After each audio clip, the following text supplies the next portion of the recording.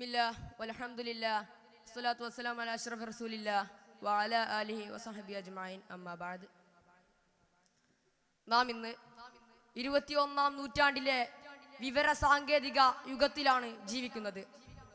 ശാസ്ത്രവും സാങ്കേതിക രംഗവും വിജയപീഠങ്ങളിൽ ഉല്ലസിക്കുമ്പോൾ പുതുതലമുറ ഈ വായനയിൽ ആനന്ദം കണ്ടെത്തുന്ന കാലഘട്ടത്തിലൂടെയാണ് നാം സഞ്ചരിക്കുന്നത്. ഒരു പുസ്തക വായനക്കാരൻ മരണത്തിന് മുൻപ് 1000 ജന്മങ്ങൾ ജീവിക്കുന്നു എന്ന് പറഞ്ഞത് ജോർജ് മാർട്ടിനാണ്. നമ്മെ പുതിയ ലോകങ്ങളിലേക്ക് ആനയിക്കാനും നമ്മുടെ അറിവ് വികസിപ്പിക്കാനും നമ്മുടെ ജീവിതത്തെ നവീകരിക്കാനും കഴിയുന്ന ഒരു മാന്ത്രിക ശക്തിയെക്കുറിച്ചാണ് ഞാൻ സംസാരിക്കുന്നത്. എല്ലാവർക്കും പ്രാപ്യമായ എന്നാൽ പലപ്പോഴും നമ്മൾ അവഗണിക്കപ്പെടുന്ന ഒരു മഹാശക്തി, അതാണ് വായന. സൃഷ്ടികളിൽ ഉന്നതനാണ് മനുഷ്യർ. ഭൂമിയിലുള്ള ജീവജാലങ്ങളിൽ നിന്ന് മനുഷ്യൻ വ്യത്യസ്തനാകുന്നത് അറിവും വിവേകവും കൊണ്ടാണ്. തന്റെ ജീവിത വഴികൾ ചിട്ടപ്പെടുത്താനും ജീവിത ലക്ഷ്യങ്ങൾ നേടിയെടുക്കാനും പുസ്തകങ്ങൾ സഹായിക്കുന്നുണ്ടെന്ന കാര്യം തർക്കമില്ലാത്തതാണ്.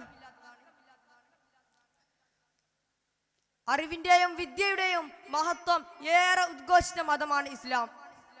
ഖുർആനിൽ ഏറ്റവും മൗലികവും വ്രതമവുമായ വാക്യമാണ് ഇഖ്റ, നിന്നെ സൃഷ്ടിച്ച നിന്റെ രക്ഷിതാവിന്റെ നാമത്തിൽ വായിക്കുക എന്നത്. കേവലാർത്ഥത്തിൽ ഒരു വേദഗ്രന്ഥം വായിച്ചു തുടങ്ങുമ്പോൾ പുലർത്തേണ്ട അടിസ്ഥാന ദൈവബോധത്തെ മാത്രമല്ല ദൈവനാമത്തിൽ ആരംഭം കൊണ്ട് ഉദ്ദേശിക്കുന്നത്, മറിച്ച് വായനയോളം വിശാലമായ വലിയൊരു സാധ്യതകളിലേക്കാണ് വായന നമ്മുടെ ബാധ്യതയാണെന്ന ബോധ്യം പകർന്നു തരികയാണ് വിശുദ്ധ ഖുർആൻ.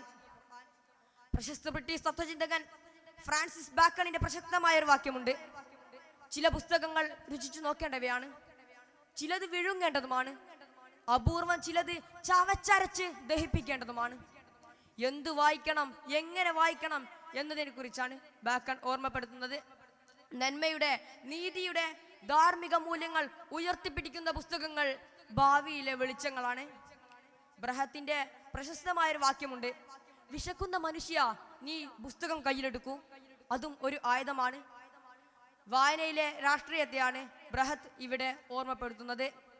നമുക്ക് ചുറ്റുമുള്ള എല്ലാ നീതികളെയും നിഷ്പ്രഭമാക്കാൻ നിങ്ങൾ കയ്യിലെടുക്കുന്ന പുസ്തകത്തിന് ശേഷിയുണ്ടെന്ന്, അത് നിങ്ങളെ മറ്റൊരു മനുഷ്യനാക്കുമെന്ന്, അത് നിങ്ങൾക്ക് ചുറ്റും മാറ്റങ്ങളുടെ കൊടുങ്കാറ്റ് വിധിക്കുമെന്ന് ലിബിയൻ സ്വാതന്ത്ര്യത്തിന് വേണ്ടി ധീരമായി ശബ്ദിച്ച ഉമർ മുഖ്താർ തൂക്കിലേറ്റപ്പെടുന്നതിന് മുൻപ് കയ്യിൽ കരുതിയിരുന്ന ഖുർആൻ എടുത്ത് പാരായണം ചെയ്യുന്നുണ്ട്.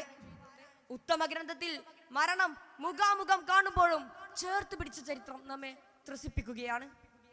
ആധുനിക കാലത്ത് വായനക്കാർ ദിനേന കുറഞ്ഞുകൊണ്ടിരിക്കുകയാണ്.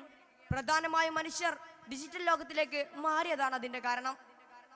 ഡിജിറ്റൽ ലോകം തുറന്നു തരുന്ന സാധ്യതകളെ വിസ്മരിക്കണമെന്നല്ല, പക്ഷേ വിദ്യാർത്ഥികളെ വിനോദപ്രധാനമായ ലോകത്തേക്ക് ആനയിക്കാനുള്ള രസതന്ത്രമാണ് ഡിജിറ്റൽ ലോകത്തിന്റെ പ്രത്യേകത എന്നുള്ളതാണ് അപകടം. നമ്മുടെ സൗഹൃദങ്ങളിലേക്ക് നല്ല പുസ്തകങ്ങൾ കടന്നു വരട്ടെ, അങ്ങനെ വായനയുടെ വസന്തനെ തിരിതെളിയട്ടെ. അപ്പോൾ ജീവിതം പൂമണം പരത്തും, നാളുകളെ നമുക്ക് കീഴ്പ്പെടുത്താനാകും.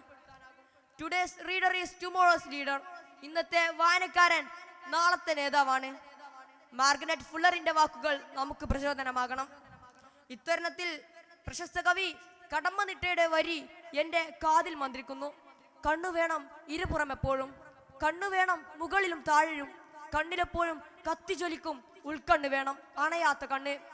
അകക്കണ്ണിലൂടെ പുസ്തകത്തിലെ വർണ്ണ ചിറകിലേറാൻ നമുക്ക് സാധിക്കണം.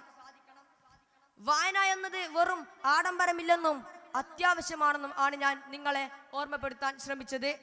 അതുകൊണ്ട് ഒരു പുസ്തകത്തിലെ ഓരോ നല്ല താളുകളും നഷ്ടപ്പെടാതിരിക്കാനായി നമുക്ക് ജാഗ്രതപ്പെടാം.